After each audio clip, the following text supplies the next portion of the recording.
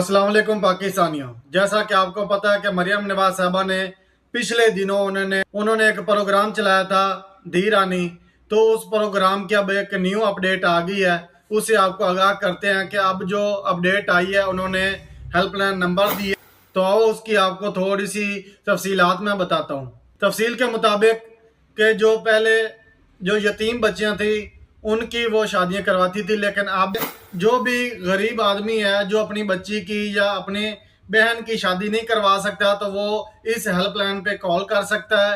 और उसने ये भी बताया है कि अब जिस बच्चे की शादी होगी उसे 1 लाख कैश दिया जाएगा और बर्तन दिए जाएंगे और कपड़े दिए जाएंगे, और उसके अलावा जो जोड़ा होगा उसके साथ जो 20 बंदों का खाना भी उसे फराम किया जाएगा।